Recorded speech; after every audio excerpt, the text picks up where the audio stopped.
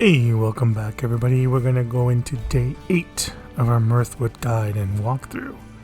Now, when we left you last, we were in Fernfoot and we were about to go and adventure out to find our first relic. However, before we do that, because we're already at Fernfoot, we're going to go southeast and we're going to go to Ashmire and we're going to go ahead and collect the remaining 2 standing stones to complete the standing stones in the marsh.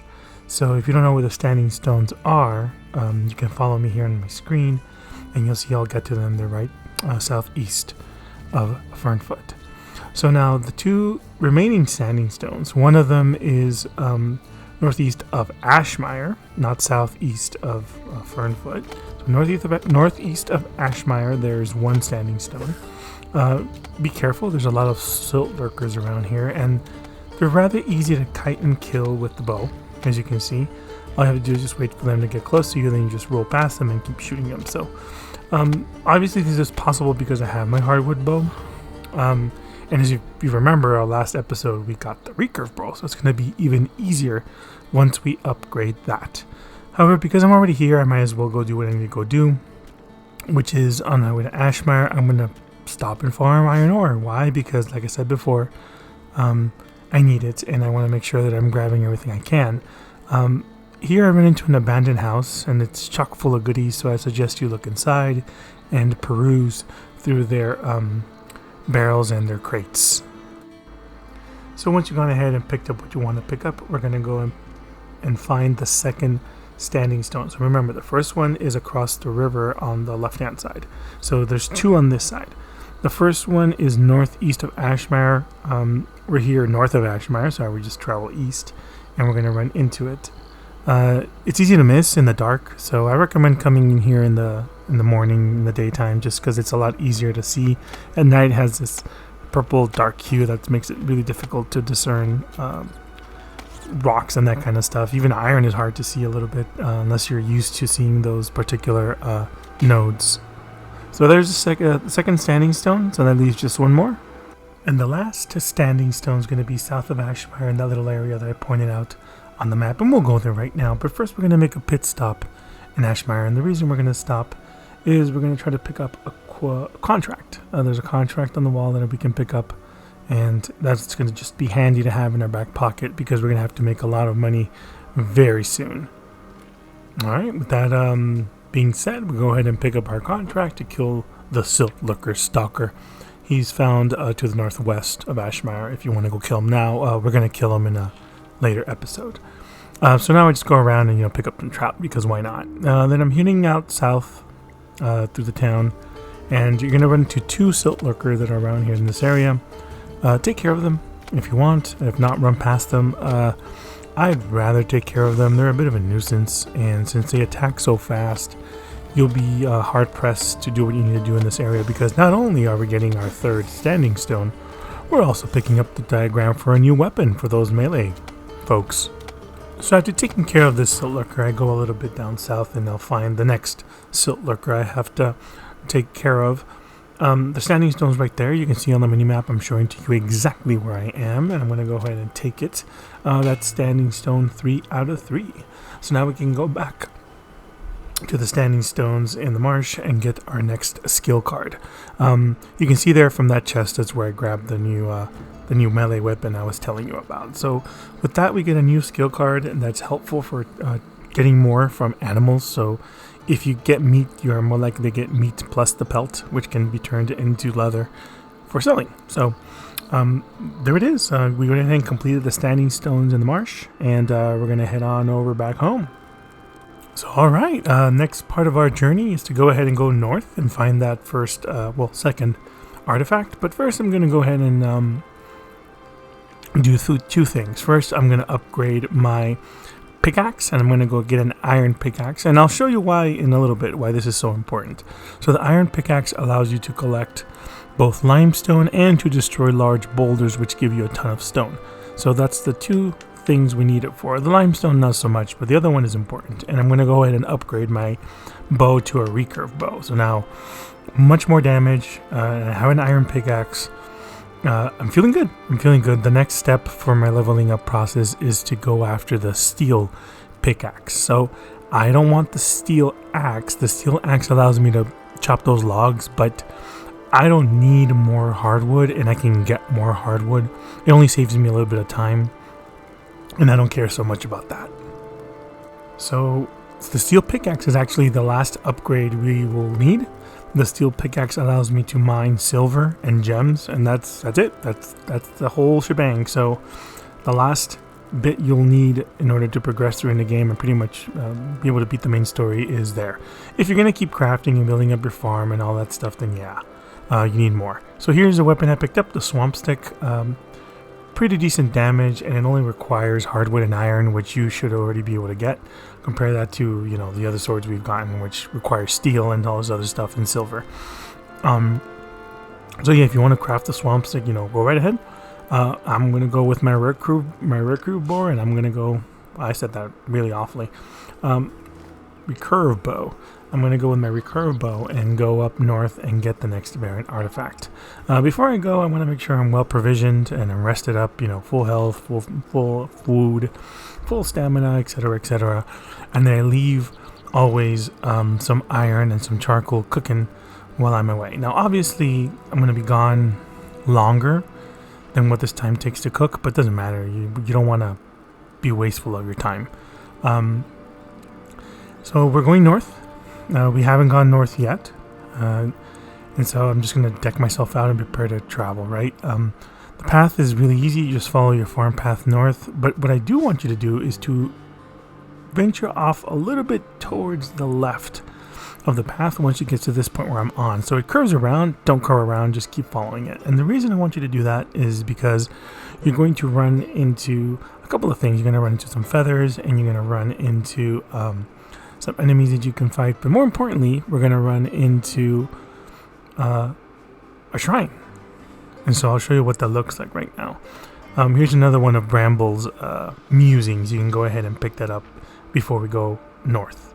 Just directly north of Quillweather's little camp is the mountain shrine. So there's various shrines throughout the world, and they will have their purpose later on. But this is your first foray. I mean, maybe you did it on your own, but in this walkthrough is the first time we've seen one. So you can go ahead and try to interact with it, and it tells you can't. So we'll keep going north from the shrine, and you'll run into a path. You will follow that path over to the west as far as you can take it. Eventually, you'll see this place where I'm running into right here, where there's a slope, and there's a cave. Save before you go into the cave, and then go into the cave and prepare for battle. So you're going to end up seeing some gems in here, so you can't do anything about them. You don't have the steel pickaxe just yet, but you will run into a bear. Take care of the bear at your leisure, or don't. You know, you can always run past him, pick up the items that he has there, and then keep running away. But I personally have no issues taking care of the bear, especially with the new weapon that I just crafted. And you can see I'm doing 11 damage, which is pretty nice to him, and I can just whittle him down and kite him around without any trouble. Again, I could go naked and afraid and I wouldn't have any problems. So here you have a steel bar on the floor, which is great because remember, we need a steel pickaxe, and you have that Varin artifact on the floor there next to the steel bar. So I just wanted to show you how I can kite a bear around. It's really easy to do so once you kind of figure out their movement patterns. And remember, shift is on a toggle, so you can just press it once and run around, and it's really easy to take care of them. Now, after we pick up the bar and after we pick up the artifact, we are not done yet. We are going to go to the outside of this cave, and then we're going to keep heading west. And the reason we're going to keep heading west is we're going to run into the Hermit hut. Now, the Hermit doesn't really do anything. He's just there, but he has a nice little bit of lore that you can pick up, and he helps you fight wolves if you run into that problem. So wolves are the bane of my existence. They're not hard to kill necessarily, but they're fast, and they attack in quick succession. If they hit you once, they can get like 3 or 4 hits in, which is really nasty, and whittle you down really quick. But if you got your timings right, you can just roll past them and do what I did. So from the Hermit's hut, I kept going to the west until I reached this area of the map, and you can see I can go north, and that's exactly what I'm going to do.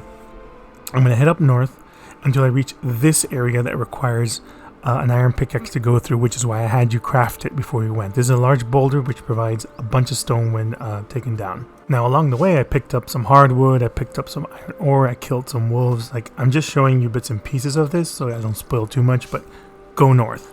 And you run into some stumps, so guess what? You needed an iron axe to get through this part too. And we already have that if you've been following my playthrough.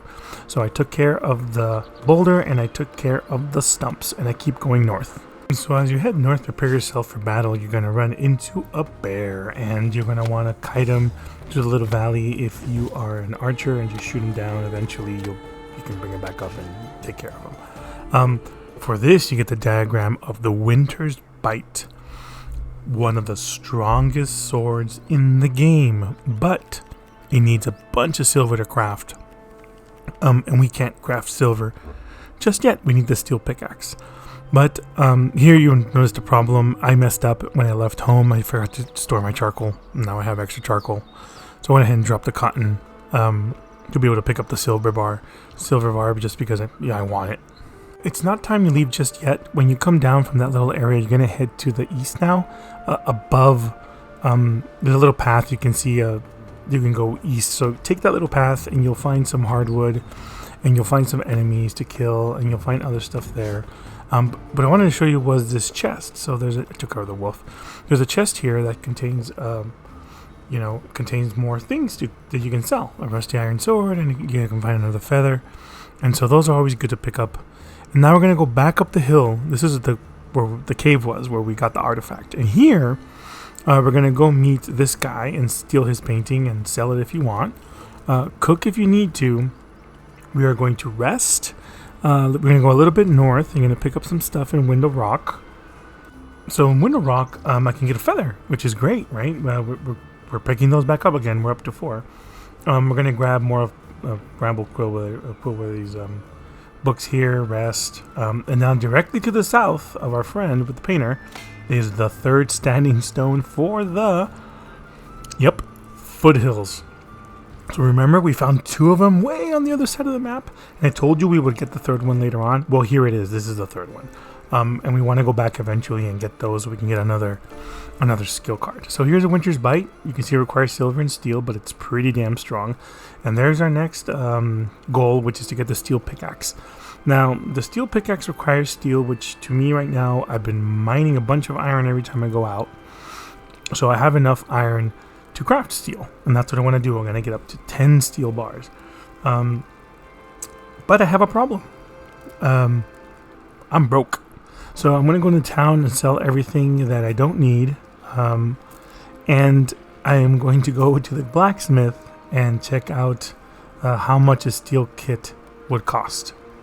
So the steel kit costs 2,000 gold, and I do not have enough. I have, after selling everything, I have something like 1,400 gold, so I need to go and figure this out. So if you are stuck in the same position I am, that's why we wanted to pick up some of those contracts. We can go do the contracts, they net us gold. We can go and farm copper and sell off copper bars for more gold.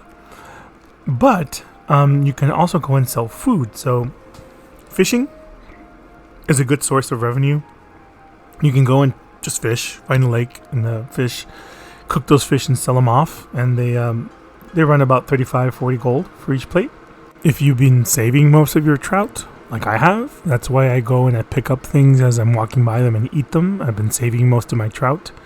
Each trout sells for 30 coins, so 10 of those sells for 300, right? So yeah, this is the limiter. But the good thing is that once I get this steel pickaxe, I'm able to mine gems, and gems sell for a crap ton of gold. So this is my first little bottleneck. But if you've been following this guide along, you should be around the same amount of gold as I am, and you probably won't need to do too much more to reach the next level and get the steel pickaxe. Once you get the steel pickaxe, you are done. You can finish off the main game with just the steel pickaxe and the iron axe at your disposal, and you'll be able to craft all the weapons and all this other stuff. Now, if you want to craft like the silver sword and gold sword and other stuff, yeah, that's a different pickaxe, but you don't really need it. And you can go on for a long time with the current tools that you have. All right, so that's it. That's it for the 8th day. We'll try to get the 9th day out tomorrow. I hope everybody has a wonderful Thanksgiving and has a nice time off with some Mirthwood, right? Thank you so much, and if you have any questions or comments or whatever, leave them down below. Thanks.